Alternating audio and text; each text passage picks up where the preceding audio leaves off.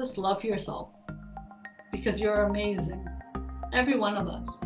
Give yourself a lot of credit and be proud of yourself. No matter where you are, what you're doing, just love yourself. I love myself.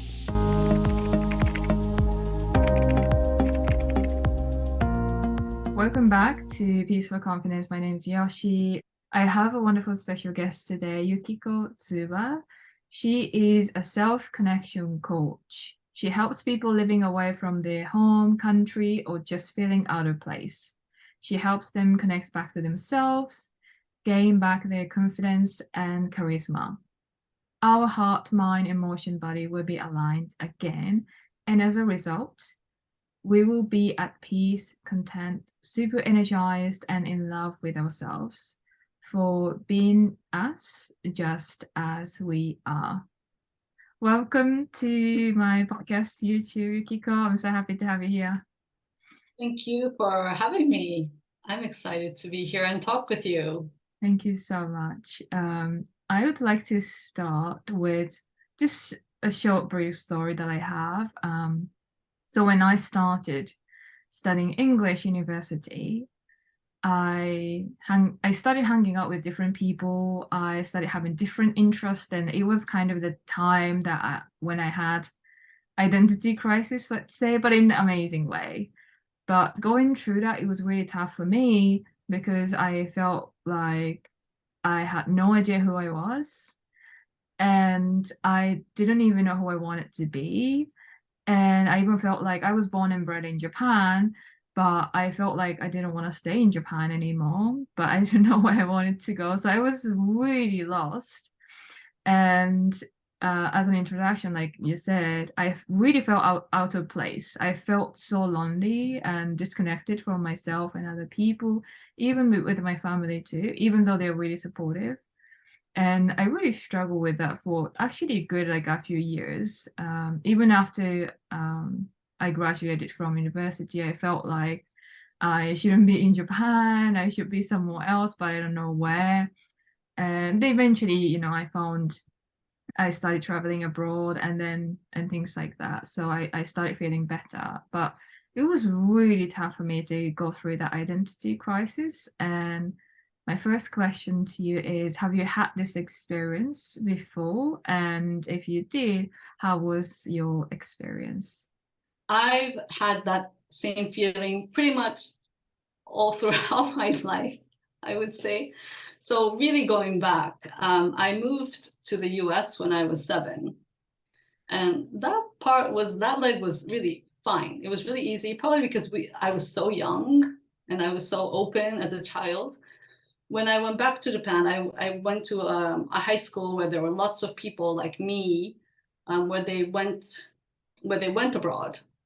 But they went to a local school, so they weren't in that Japanese environment anymore, but in their local environment. So when they came back to Japan, I was still among like peers, like similar peers. I was still in my tribe, so it was all okay. When I went to university, though, it was the first time I was in a real Japanese environment, and that was a huge culture shock. Um, I felt exactly the way how you explained it, like really lost, that I didn't belong here, disconnected from everything, disconnected from my parents, because my parents were really ecstatic that I went to that university. Um, I still think my university was my dark ages, although I have met some wonderful people. So, my friends, if you're watching, I love you and I'm really grateful that I met you at university. But my university was really hard. Mm. And then I started working, and I've never worked in a Japanese company before, and that really helped. So I started gradually like feeling myself again, because I felt like I found my tribe, and um, I felt really confident. But then um, I got married, and my husband is Dutch, and his work brought us to Holland. And I thought everything was going to be smooth sailing because Holland is, it's a European country, it's safe, there's not a war zone.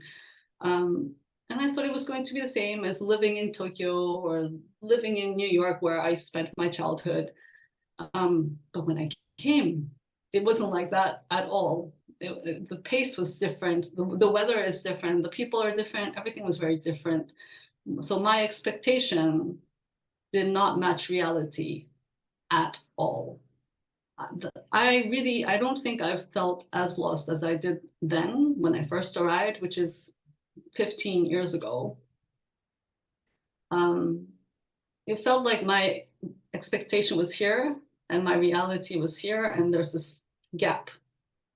And when there's that gap, you can, like now I can see from point of, I guess here, and think, okay, well, I don't have this, but I have this instead. But back then, everything was coming from scarcity, coming from fear and scarcity. So, in Tokyo, you have all these things that you can do and all these nice restaurants. I have my friends, but here I had none of that. And I didn't know where to go and look for that. So all I could think of was, well, I don't have this. I can't eat this food. I don't have friends to hang out with. And it was it just highlighted how empty I was.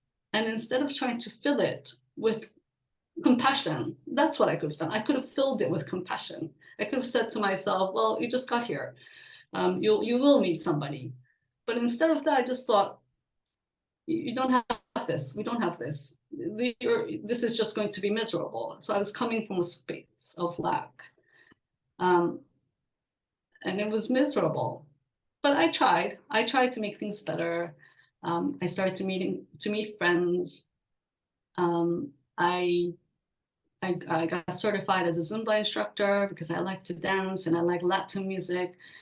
I learned French. I didn't learn Dutch, but I did learn French because I like French. So I did go down the path of doing things that I like to make myself happy. But it didn't work. And as although I was relatively happy, I wasn't really fully happy because I wasn't at home within myself. I wasn't me.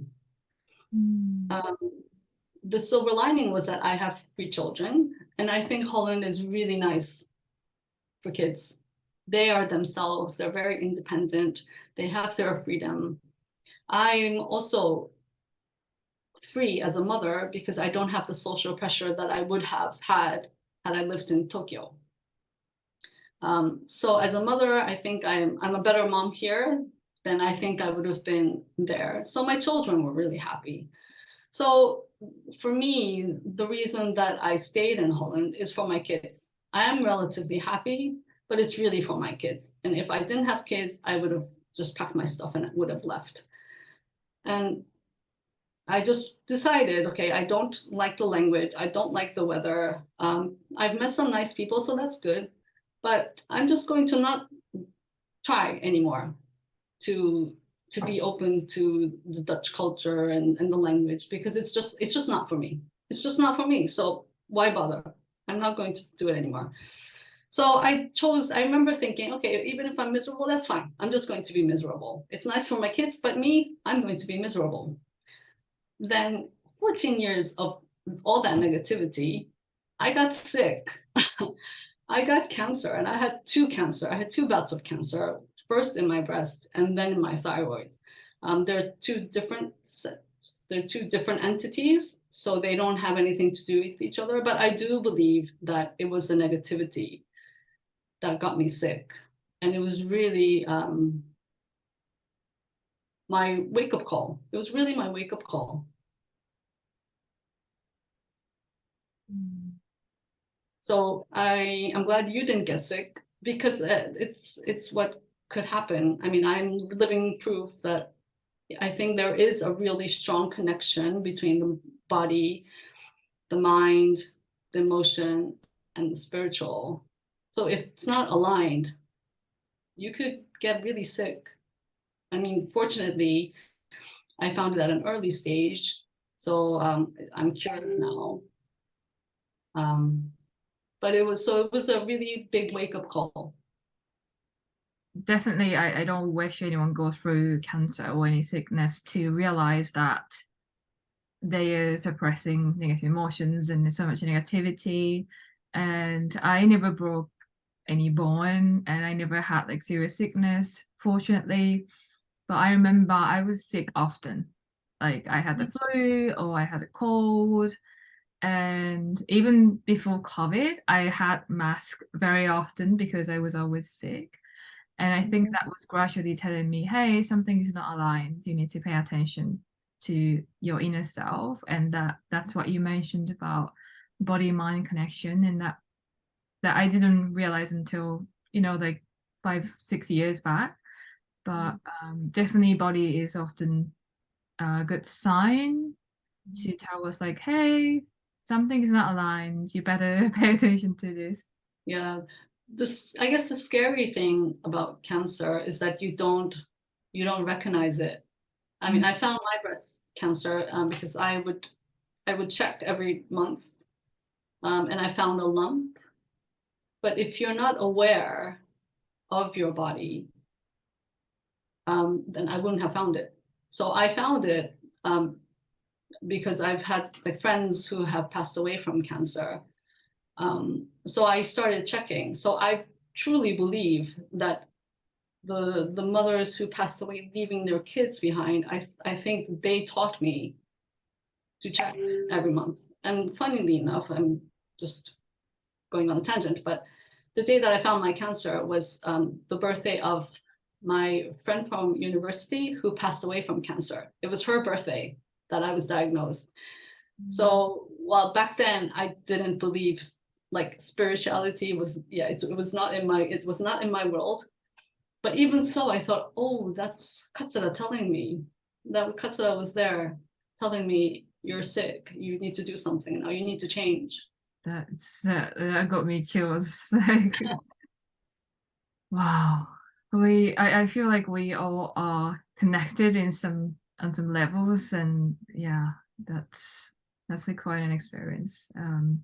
Because I heard that you had it sounds like deciding that yes, I'm gonna be just miserable and I'm here for kids.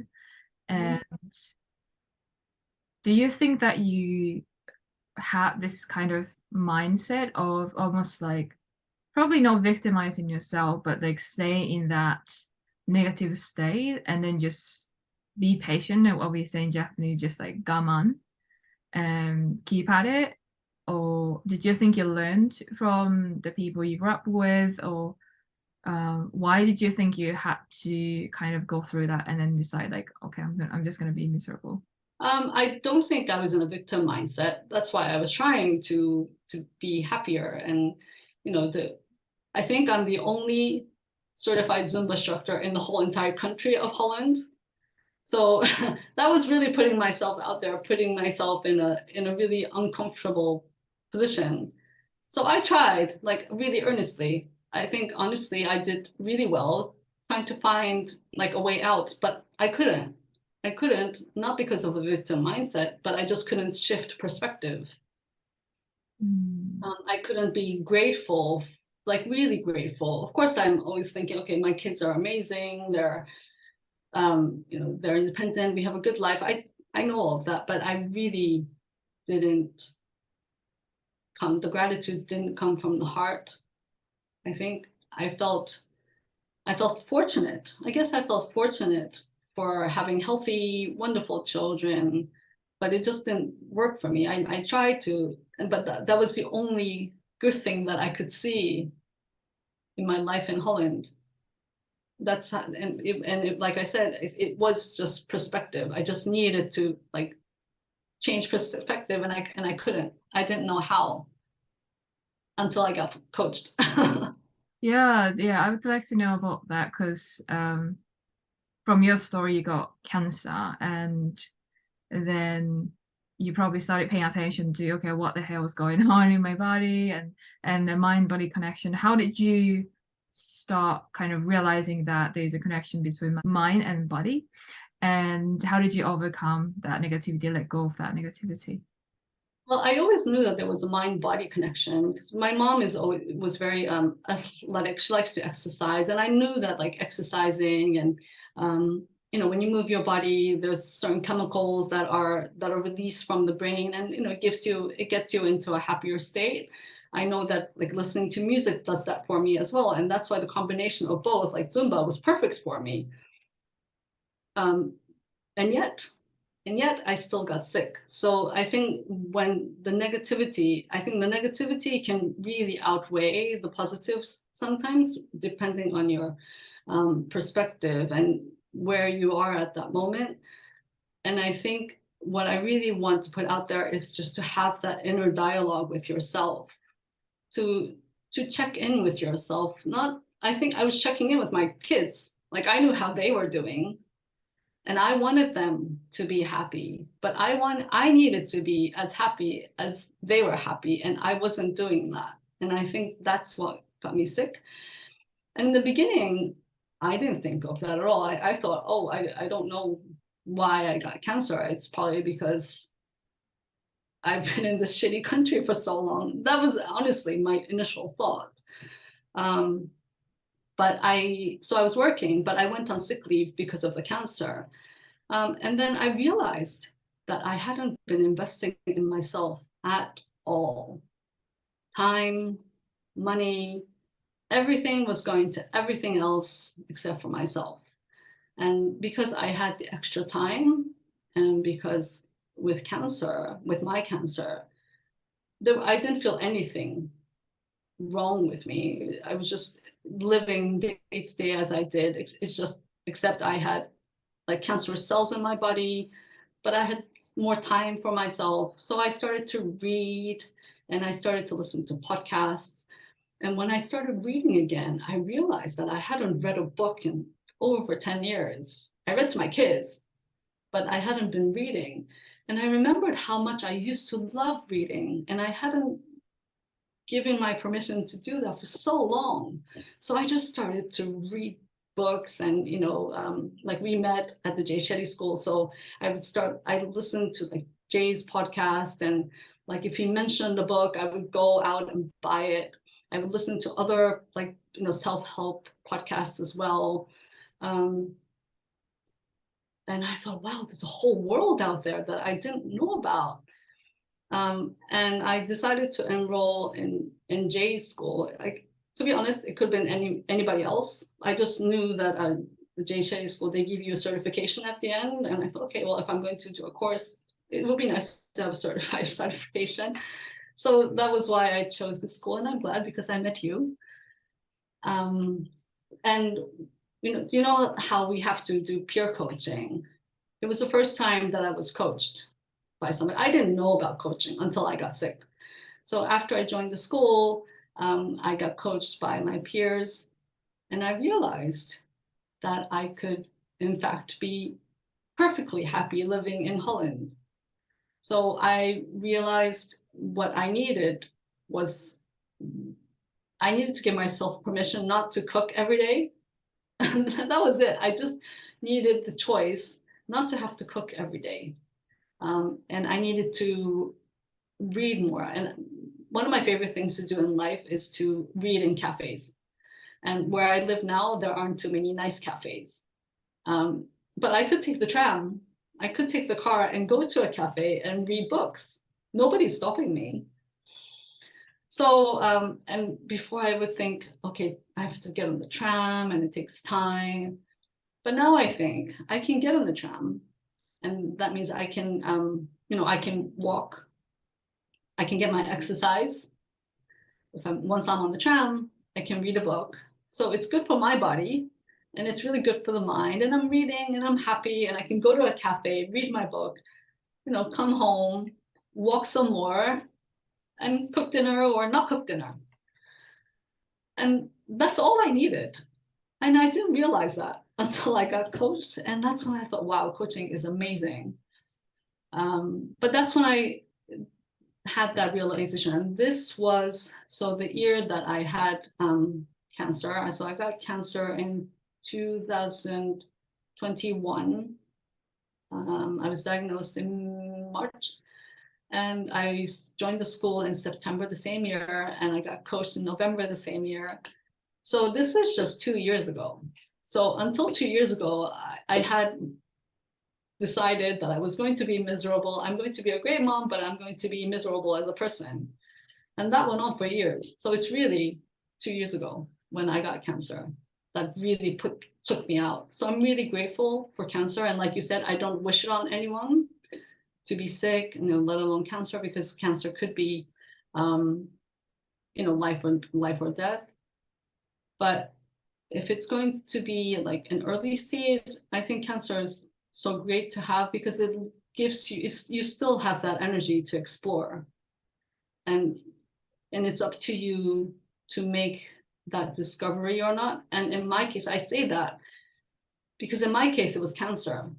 But for you or somebody, maybe it's not cancer, but maybe it's something else. It's just another trial and tribulation that life gives you, and it's how you deal with it. It's what you do in that situation. And I think I've gotten my lemon. I've squeezed everything that I could, and I made my great lemonade, and I used the skin of the lemon to, I don't know, to clean my desk or something. That's what it feels like. I feel like I've done everything that I can to make my lemon the best experience. It sounds like coaching really helped you realize that you have options, and if you choose to, you can actually do the things that make you happy. And it's interesting that you did try, though, like in the past you got certified as a Zumba teacher, and you also studied French, which is absolutely impressive because I tried in high school and miserably failed in French. So but I have a lot of French friends now, so I want to learn again, but I know how hard it is. So and you liked it and you tried that, but it didn't work. And then after getting coached, you're like, okay, I can just go to a cafe and read books, and that it's really interesting that kind of helps you, and the coaching really helped you realize like, oh, okay, I can give myself grace, and I don't have to cook, I don't have to do the things that you probably used to think that you had to do. That expanding awareness part, and allowing yourself to change perspective, and having other perspectives that is coming from you in coaching is really, really powerful. It's interesting that it's just like a little shift that you have to make, right? To change, to make all the difference. And it's the simple things. So I'm really grateful for the whole experience. Of course, I'm grateful for coaching as well. But yeah, I'm really grateful for me, and I'm really proud of myself for making this change. And it has a ripple effect. I think that's another thing that we should all think about, is that if you're happy, it has a ripple effect. And it's easy to see the ripple effect in your family, or the animals that you live with, maybe plants as well, although I'm not a plant person and my aloe is not doing very well, but it does have a ripple effect to my kids, and it expands, right? And it has a ripple effect for my kids as well. And I'm sure I'm giving off a different energy, so the people that I engage with would probably receive something that they wouldn't have received had they met me 3 years ago. Like, for example, like my son, he watches me. Like, sometimes I meditate, I do free writing, I do different things. But then the other day he said, I meditate too. He said he's 14. He's a 14-year-old teenager. And he told me that he meditates before he plays his football match. And I was in shock. I thought, you're 14 and you meditate? I mean, the thought didn't even occur to me when I was 14. But I'm so grateful for the experience that I could show him. I could give him a tool that potentially helps him and his team win, hopefully.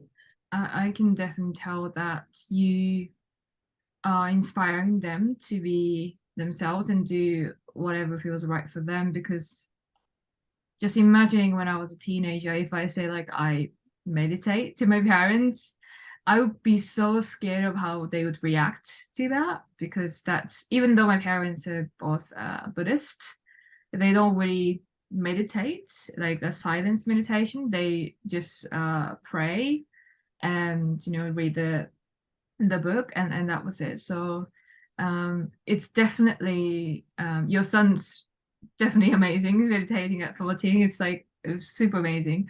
But I think you are also holding a space for him to be able to do that, and it's so, that's just really beautiful. Thank you for sharing that. Thank you for saying that.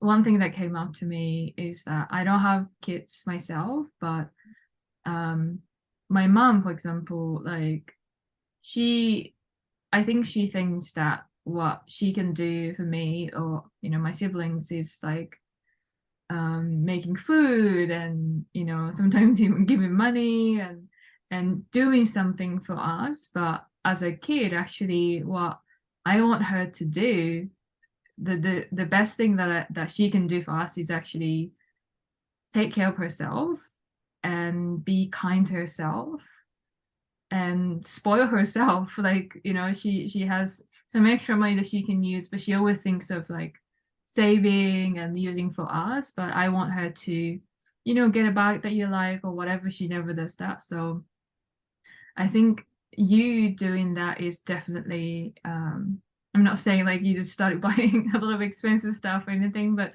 just you taking care of yourself and mental health, physical health. And I think that's actually the best thing that parents can do for kids, because as a kid, that's what I want parents to do, my parents to do. So yeah, I just really adore you and respect you being an amazing mom.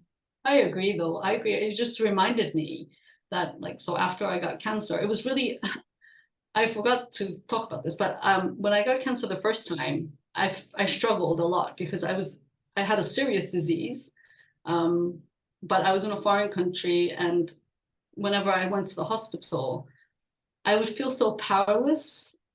And I felt so dependent on my husband because he would have to come with me. He would have to come with me.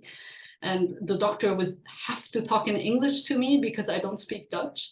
So I just felt like I was dependent on my husband. I was dependent on the doctors.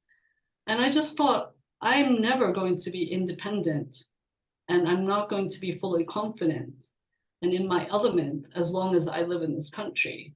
Mm. So, and I thought that was like a bad, I was being a bad role model to my kids if I can't be a confident mother, a confident woman, a confident human. So I decided at the time, I thought I decided that I was going to move back to Japan by myself, like leave my kids here, leave my husband here, move back to Japan, work, build like a foundation and then they can decide where they want to live. Do we want to go back and forth? My husband also speaks Japanese. So I thought, if I'm so miserable here, then I need to get myself out of here. And so I'm going to move back. I don't know what you guys are going to do, but I need to put myself first. It's my turn. It's my time to put myself first. If I learned anything then, it's that. So I'm going to move back to Japan. But then I got coached and I realized that I didn't have to leave and I could be happy here. So, you know, I made the announcement, said, oh, I'm not leaving. I decided to stay. And when I got cancer the second time, it was really interesting because everything was the same. I had cancer. I had cancer again. I was going to the same hospital with my husband. Everything was the same. The doctors were still speaking to me in English because I don't speak Dutch. But the second time I was like, okay, let's do this. Let's just get this out of my system. And I was really upbeat about it. It was really weird. I think it was really strange that from a doctor's perspective, I was so upbeat.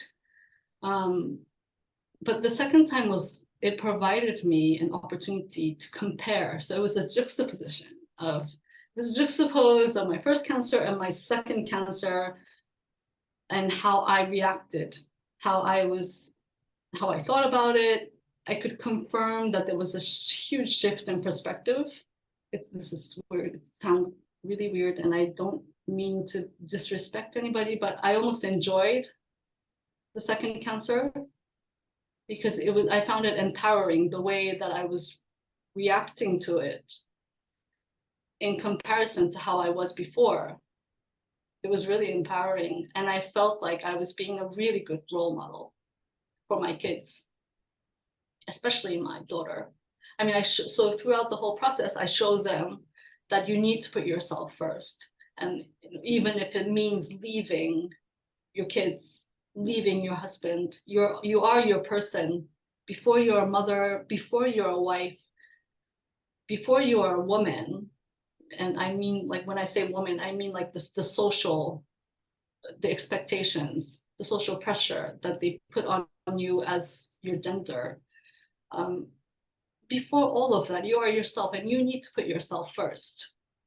So that was my plan of going back to Tokyo. And then I realized that I didn't have to do that. And I was very grateful that I didn't have to do that, that I could stay with my kids and my husband. And I realized that that is what I wanted to do. That was really the priority. And then I got my second cancer, and I could, I could face it in a very different way than the first time. And it was like of course, it's a new experience. I mean, you don't get cancer every day. And I like experiencing new things. So it was interesting. Everything was really interesting. And I feel like I could show my kids that you don't have to be depressed, even if you have even if you're facing like what could be perceived as a difficult situation. If you don't perceive it that way, then it's not a difficult situation. I love that. The second time you got cancer, it sounds like that you're not caught up in the situation. You're more aware and conscious about how you want to go through that experience again. And you said that coaching, getting coached, was really helpful for you to have that different perspective and almost like a verse, even though it's your life and what you're experiencing, you kind of have that like a third person eye or a bird's eye view of like, okay, I'm getting this experience again. How am I going through this? Rather than in this like small world and then like, oh man, like I have to do this again. Like it's gonna be miserable. Do you think that coaching helped? Is there anything else that helped you to have that perspective? Well, coaching was definitely the breakthrough. I had two coaches. This lady Jenna in the UK and Andreas is a guy in Austria, and they were both practicing. They're both practicing coaching with me as a coachee, but they both helped me. Just asking me questions that made me realize what prevailed, and what prevailed was my family. And the ways to get around it was by taking the time to get on the tram and go read a book.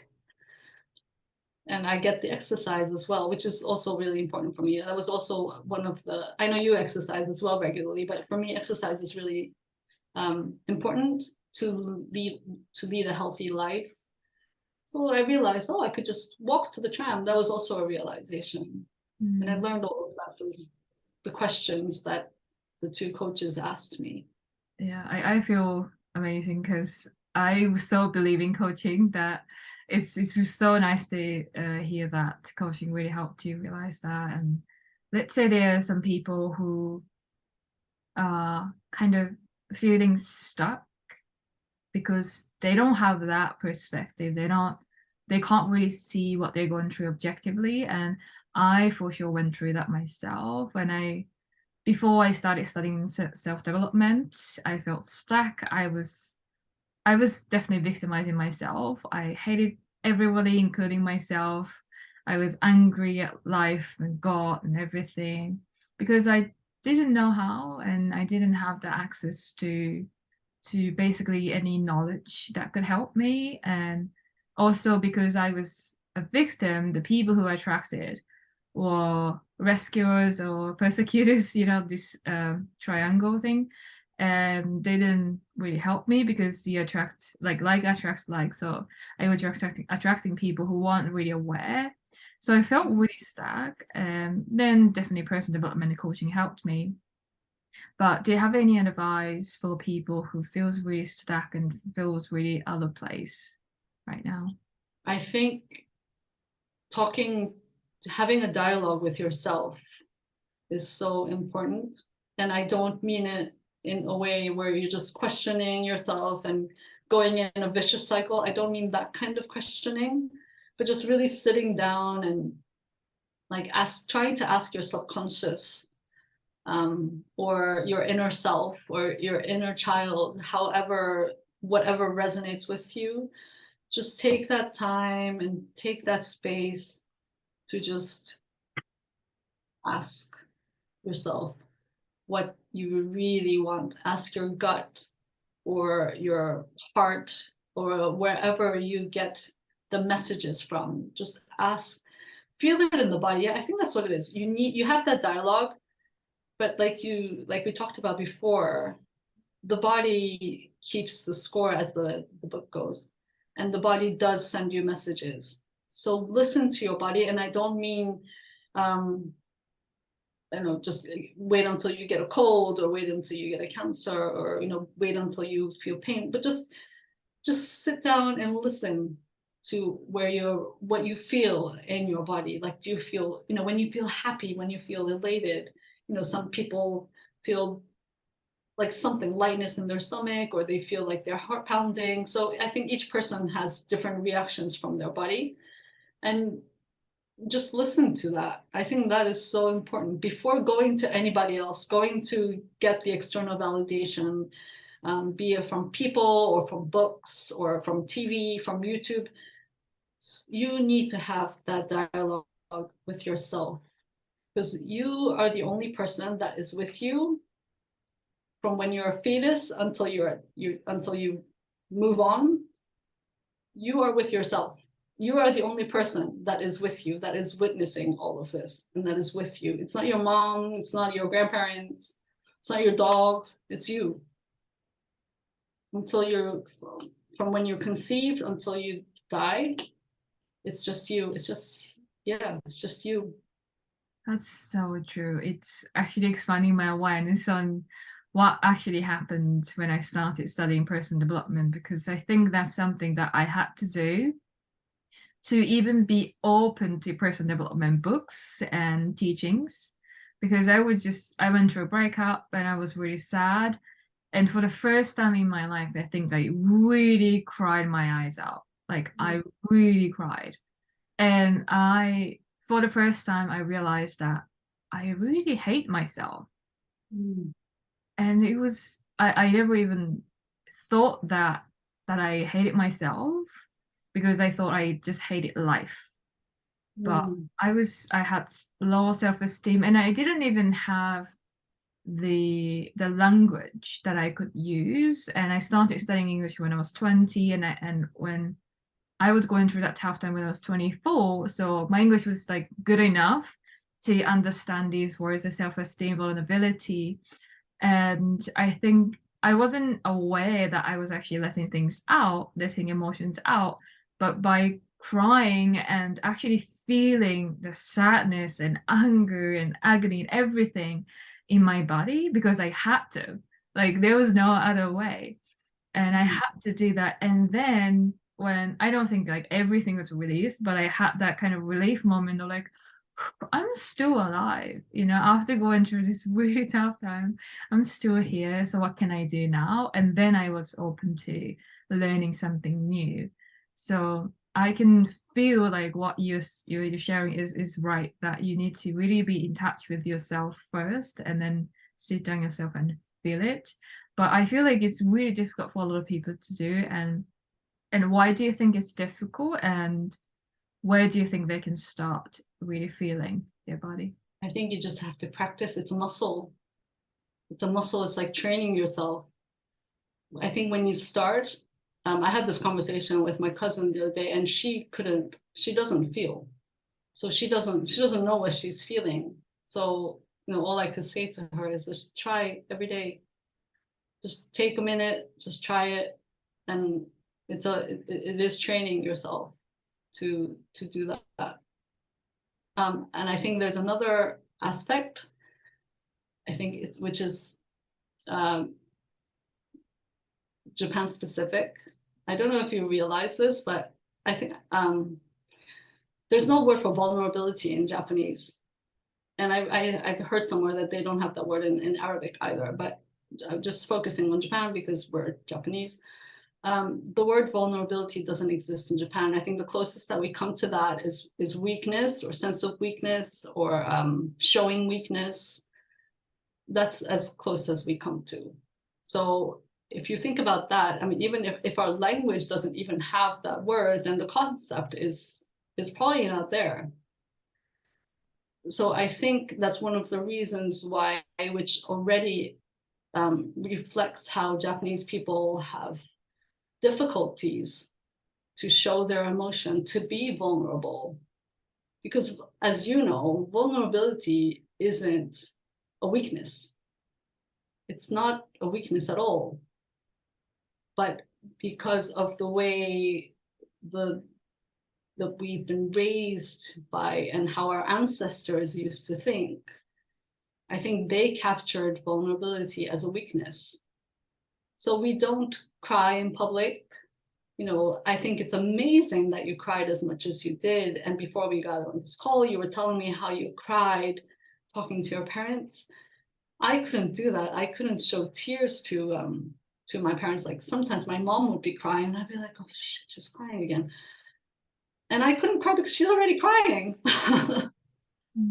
So it was really, I definitely had struggles showing my vulnerability. And now I do. I make sure that that's also another dialogue that I have with myself, that I need to show that my kids, that I could be vulnerable, that they could be vulnerable.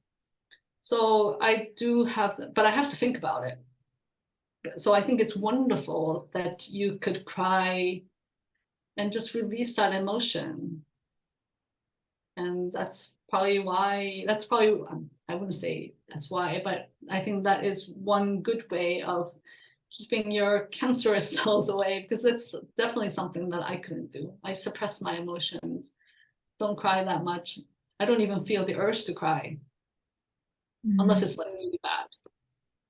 I don't think I cried when I had cancer though, but anyway.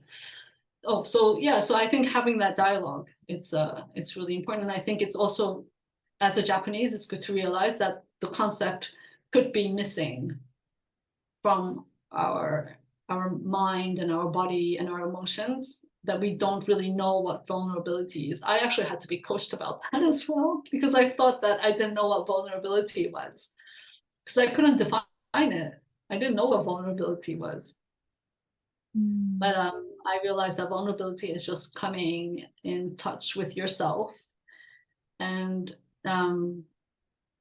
being honest, having integrity, I guess, and just being true. So making, like, for example, like making a vulnerable comment would be like, you want to say something, or you have thoughts in your mind that you want to express, but you're also thinking, oh, how would this person react to this? How would my comments be received, or how would they react to it? So you don't know how the other person would react, but you say it you would say it anyway. And that's like vulnerability. Could be, it could be what you say, it could be what you do. But that's what I learned last year about vulnerability. And I think that's what Japanese people are lacking. I 100% agree with that, because I used to be very closed, and I had so much resistance towards feeling my emotions.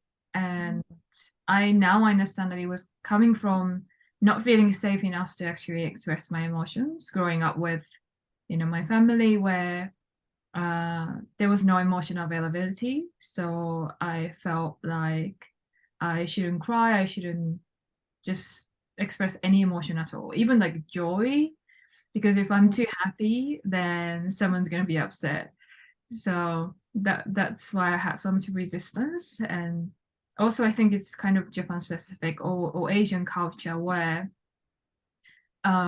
especially Japan, like when I did eye gazing, I felt very uncomfortable. And in Japan, I don't know what we all say, but what I know I heard in society is that you should not look people's eyes directly because that's you taking their souls out or something that way. Like it was like something really scary. So I'm like, oh, I can't do that. And when I did that, it was so beautiful. Eye gazing exercise is amazing. If anyone out there never tried, like I really recommend you try. But it What is it? was I don't even know what it is. What is eye gazing? so basically just gazing at someone's eye for a few minutes usually, and you just sit across each other and you just no talk, no gesture, just look at someone's eyes, and then next person you usually do in the group, and it was very very uncomfortable, but it was beautiful, and I think I was able to overcome that resistance because I was too lonely, too sad, and I was miserable, and I realized that the way that I was following or the learnings or mindset or whatever that I was following from what I heard from society or parents, from teachers, weren't working for me. So I had to be open to other ways. And I think that's why I was able to, I don't think I let go of the resistance consciously, but I had to be open to other options, other perspectives. That's really interesting. I'm just thinking, okay, maybe I'll try eye gazing with my kids today. I don't know how they would react to it. But I think it's so interesting that you brought up joy, that you can't even express joy, because I felt exactly the same way. Like I remember when I had a perfectly joyful day, but I would feel guilty to share that with my mom. I would always say, "Oh, I did this and it was great," but and always had to add a but and add something that I thought would make her feel better to know that there was something that went wrong. I mean, I don't know if I'm pretty sure that's not what she wanted to hear, but it's what I thought in my mind. It's weird, isn't it? Yeah, it's so detrimental to the relationship and to yourself as well. And it's so stupid, pointless. All you want to hear from yourself and from your kids, from your parents, is that they had the best day ever and they're having a blast. But you put some pressure on yourself to suppress that and not be able to show how happy you are. And that's crazy. Mm, that's very true. Like I never even had the concept of being able to be happy for other people because first of all, I think I used to at least, and a lot of us here in Japan especially, are kind of confused the meaning of being humble or humility. And it doesn't mean you're not expressing your joy. It doesn't mean you're not talking about something that happened to you, right? But I think I felt that way since like growing up in Japan, and I wasn't allowed to share happy things that happened to me. So one nobody shares with me, and when other people like, especially foreigners, like they share, like hey, I had this amazing thing happen to me, and I thought I was supposed to be just like mean and jealous and envious and that's what I did and I absolutely hated doing that. I wish I was happy for them, but I didn't know how because that was just something new for me that even someone sharing me something amazing and no but that comes with it. Yeah. There's no point in putting yourself down for having a great experience. I think the problem lies in the fact that we think when somebody shares with us something good that happened with them. So for example, if they got a promotion or if they bought something that they've always wanted, or we sometimes connect that with of course there's the envy and the jealousy, but we could also perceive what they shared with us as being arrogant, and it's really not arrogant, but I think that's what I think whenever I share something, I would say, oh, I bought this today, or I got a promotion. I wouldn't say it, or I would tone it down, because I would think there's the risk that they would think I'm being arrogant, though that's not my intention. So it's like a guilt. I think that's what the guilt comes from, guilt and the shame, which is also really crazy, because you should really be, proud of your accomplishments. And you should be proud that you're sharing it with your friends and your family, because those good vibes, it should be shared. And it has a ripple effect onto the world. So much social pressure in Japan, I feel like. I don't know how you feel living there. I think I'm really good at not listening to social pressure, or at least when I hear a new idea or something that people are talking about, whatever, I think I have the ability to ask myself, do I really want to believe in this? Is it serving me? Do I think it's going to serve me?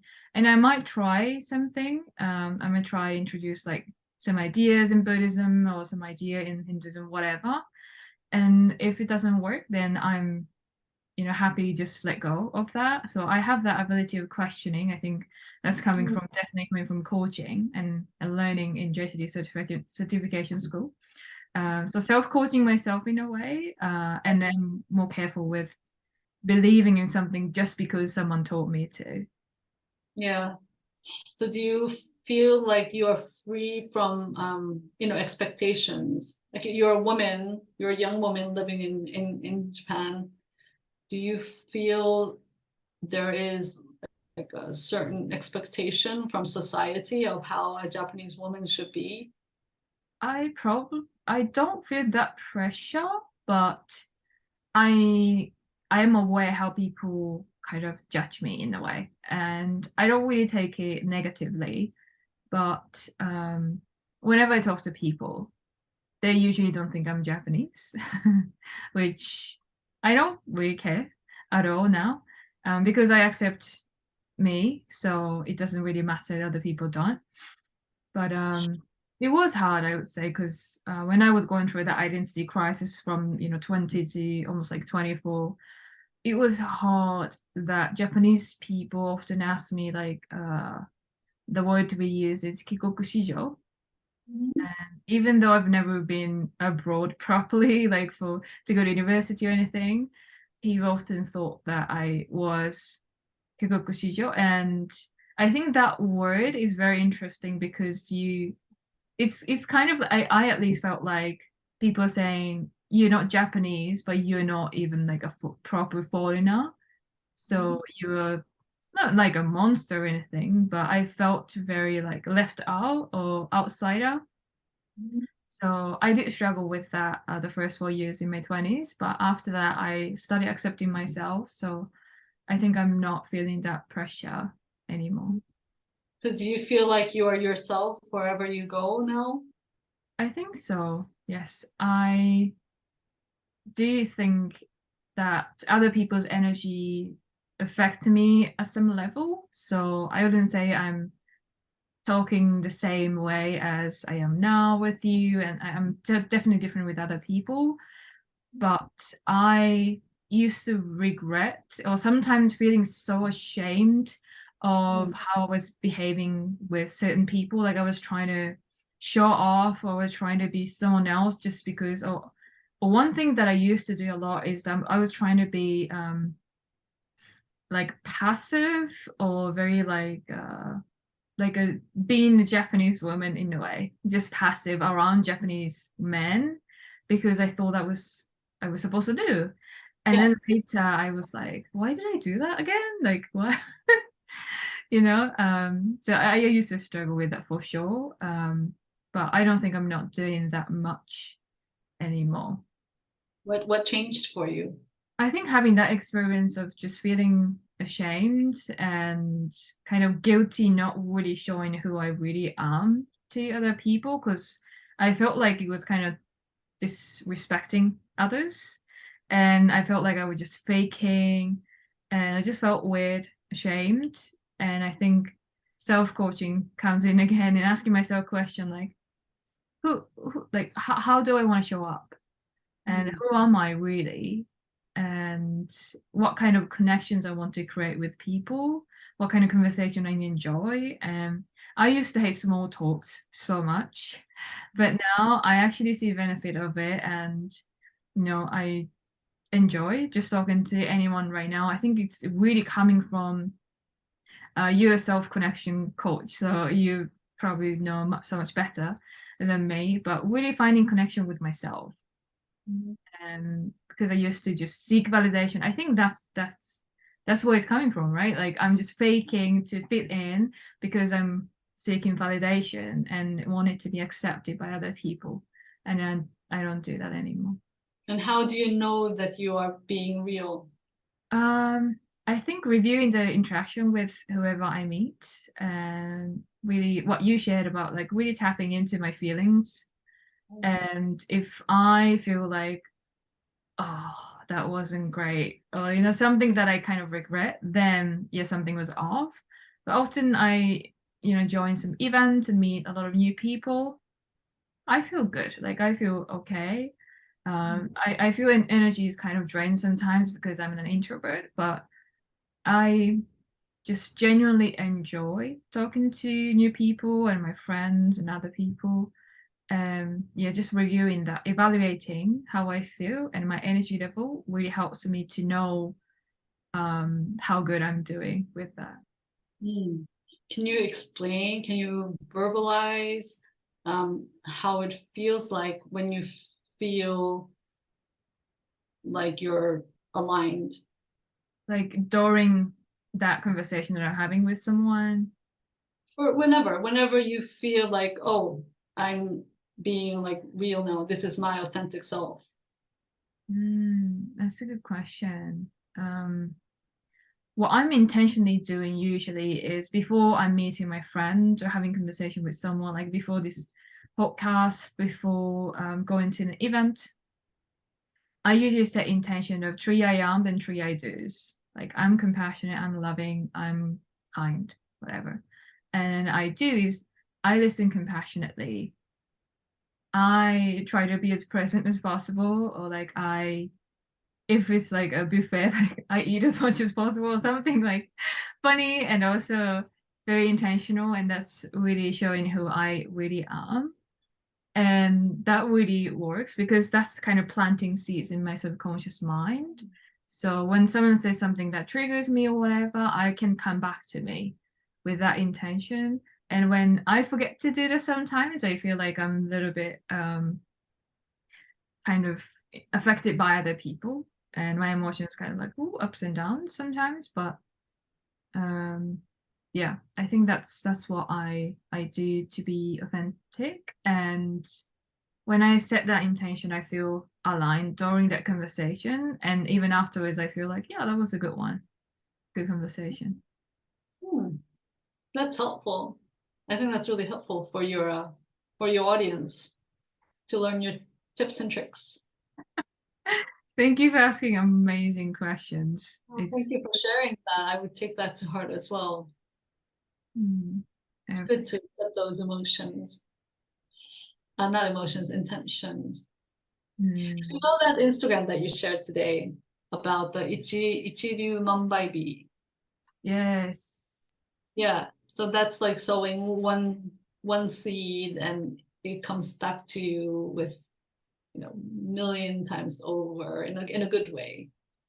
So I had that conversation with a group of people, and then we went down.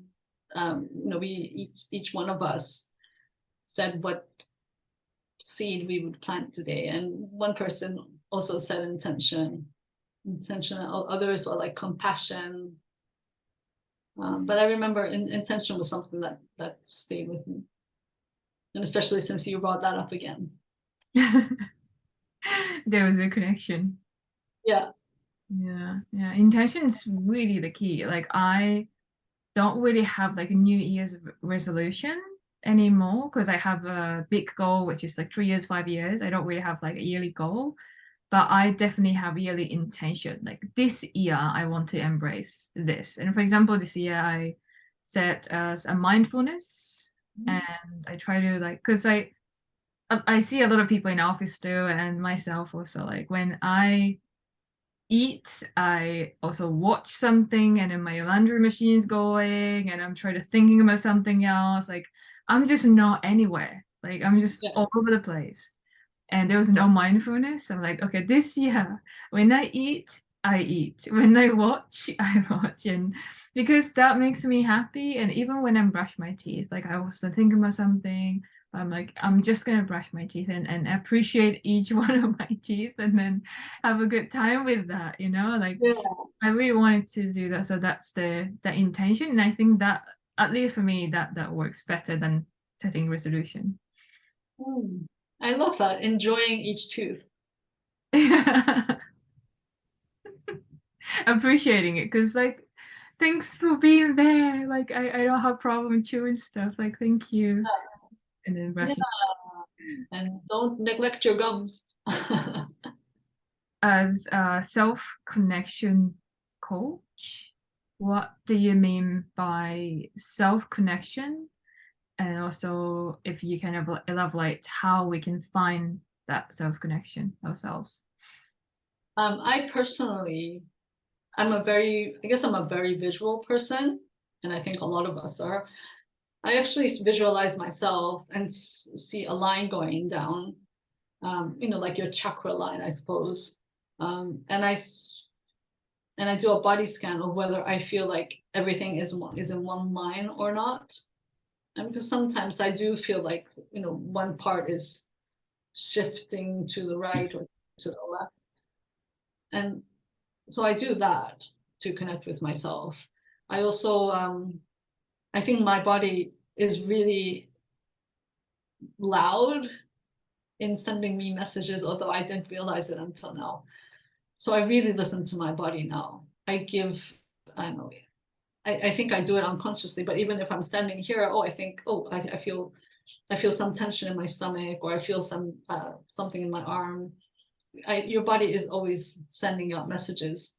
So when I'm talking now, so I won't be thinking, oh, why does my arm hurt now? But I will go back to that and think about, okay, why is my arm hurting? Or, just be conscious of it. I think for some people, meditation might help as well. Um, and for me, what I really love to do is free writing. Um, it's just, I have a notebook and I set a timer for 10 minutes. And I write whatever that comes to mind. And it's just releasing everything. And then it's releasing the things that I want to release, but it's also noticing things that I want to be wary of or just be aware of. So I feel like when I free write, I think if it feels like it's more my subconscious talking to me. So this is my way of talking to my subconscious, having a dialogue with myself, and just writing everything out. And sometimes I think, oh, I didn't know I was thinking that, or I completely forgot about that. And that helps me stay aligned to myself. But I do really like check.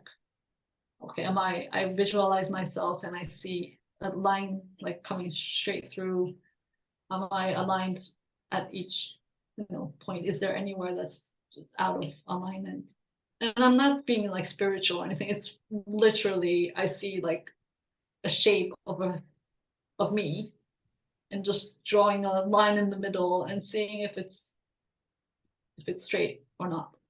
I will definitely start trying that. I've never really saw myself as a lion, and it's really interesting because oftentimes I don't remember which one's which, but oftentimes, like even our right face and left face, they we think they look the same, but they look completely different if you use an app and then make a face with only the right face and only the left face. And oftentimes, like one of them, I actually saw in Japanese comedian's YouTube that they did that, and they look so different. And oftentimes one of them looks more like aggressive or angry. And I don't remember which one's which, but in our body, I think the right side is like a masculine side, and then this is feminine. And I feel like what you're saying about this alignment is if I'm going somewhere to the right, then it's like, oh, I'm probably too masculine. I need to tap into like more compassion or more genuine side, and tap into feminine more. I feel like that's how I can probably find that balance. So it's really good. Interesting. I love that. I never thought of it that way. Thank you. No, thank you. You gave me this idea of like really find that alignment. Yeah, that I got that vision. I was talking to another coach, and he told me about like his, I think it was his mentor who said that when somebody is aligned emotionally, physically, mentally, and spiritually, then you connect better with your intuition, and your intuition is it's stronger if you're aligned. So I think that's where the line came from, because I see all the points of the emotions, physical, and I feel like my intuition is up here, and I just want to be aligned with the intuition up here. wow. I think about that a lot, actually. Yeah, that's a great advice because I really try hard to tap into my intuition more because I don't really regret much in my life because I'm where I am thanks to my past. But sometimes I was like, ah, I wish I listened to my intuition because I knew that wasn't gonna go well. That I knew I should have said no. And so I try to do that and with that line. And I don't know anything about chakra, and I keep saying to myself I need to learn more about chakras. So I will today, but it does sound like your chakras are all aligned as well, so that you can actually tap into something higher Yeah, and intuition. yeah. And I love the free writing for 10 minutes.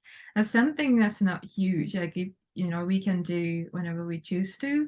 So I learned that from the book called The Artist Way, and she calls it as a morning page.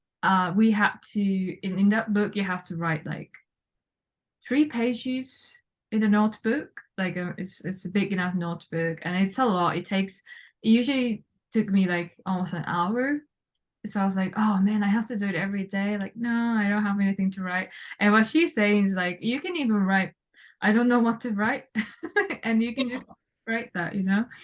And I did that for 3 months, and it really helped me just understanding myself better and feel that self connection in myself. So I definitely recommend. Yeah. But what do you think is one thing that they can start today to find a deeper self connection with themselves? Um, this is something that I discovered recently. I recently came across this thing called the emotion code, which my friend is a practitioner of, and I didn't know about this at all. And then I learned about the concept of muscle testing. And when you, so like I'm going to turn sideways, but when you say, my name is Yukiko, so if you say something that's congruent, your body leans forward. And if you say something that's incongruent, it leans backwards. So if I say, my name is Yoshie, it goes back because I'm not you. My name is Yukiko. And you can do this with words as well. So you can say hate, and then it goes back. Like war goes back. Love goes front. So apparently, this is your subconscious reacting. It's energy. So I feel like it's just my subconscious telling me yes and no. So that's what I do, and it's so easy because it's your body. I think when you have really suppressed emotions, then you can't even do that. So if you can't do that, then you really just have to sit down and give yourself space. And just take it slow, take it easy. Just ask easy questions like, do I want to eat a cookie? Or do I want to go for a walk now? Just ask yourself really easy, simple questions. And I think that helps you connect your mind to your body. And that's your body telling you yes or no. And it's a simple yes or no. So it's not like, what is my life purpose? No, it's not that. It's just, you just ask yourself simple yes or no questions. Give yourself some space. And that I found it's really grounding, and you get some kind of a reaction. So it's fulfilling. And it gives you the motivation to just keep going. And you feel like you have your own back, which is the most important thing. I would definitely try right after this and test it with my Really team. interesting. Does that work with making decisions and when you want to tap into intuition? I do. I think it's okay. I think it depends on how you want to use it. But I think that we are all living in our minds too much, in our conscious level. And you know how they say you're using 2% of your brain. So I believe in that. So I like to use that to make like, this is not life-making decisions, but I do use that to ask myself, yeah, like for example, we were talking before, do I want to pay $300 to continue my alumni status with the Jay Shetty School? I asked that myself this morning. So like simple questions like that, I ask myself, because I think my subconscious always has the answer. It's like, when you toss a coin, when you can't decide on if you want pizza or pasta, you toss up a coin, and somewhere in your mind you already know if you want heads the pizza or the tails of the pasta. I think it's kind of like that, but it's because it's your body. It's not a coin. It's not something exterior, but it's coming from you. I can trust it. I feel like I can trust it. And it's also like training, your muscle to trust yourself. So it's like a good cycle, the opposite of a vicious cycle. I think it's a really good cycle. You listen to yourself, and then you can gain more trust to listen to yourself. So I really love it. And people do it with necklaces. Like I try that with my daughter, and I think it's just easier to use your body, and that's what I prefer. But like she held up a necklace, and like hers was like moving around, and she was like, "Oh my God, this is so scary." But if you want to have fun that way, then you can do that as well. So it really depends on you. There's so many ways to tap into subconscious, and you don't even have to buy a necklace, or you don't even have to have a coin. You can just use your body. Is free, and anyone Yeah. can. Yeah, it's quicker, it's free, and it's the truth. Any final word that you'd like to share with my audience? Just love yourself, because you're amazing. Every one of us. Give yourself a lot of credit, and be proud of yourself. No matter where you are, what you're doing, just love yourself. I love myself. I love you, Yoshie. Oh, I love you too. Thank you so much. That was so beautiful. So where can people find you? Oh, good question. I'm on Instagram. I think my handle name is Yukiko Tsuba Coaching. I have Yukiko Tsuba Coaching as a website as well. I'm on Facebook, Yukiko Tsuba, Zumba and Coaching. But like we talked about before, my last name Tsuba, there's not many. So if you just Google Yukiko Tsuba with one U, Tsuba, then I will come up. And I'm the only one. Amazing. I'm gonna put all the links, Instagram, Facebook and website in the description so that you can just click away and reach out to Yukiko. Thank you. Thank you so much for doing this with me, and thank you so much for amazing questions as well. It was really nice to reflect myself and share my experiences as well. So thank you so much. Yeah, I think your audience deserves and wants to know more about you. This is your podcast at the end of the day, and I wanted to learn more about you. So thank you for answering them and reflecting yourself. The treat. Thank you so much. And thank you so much for listening to this podcast. Sending you so much love and gratitude. See you in the next one. Bye.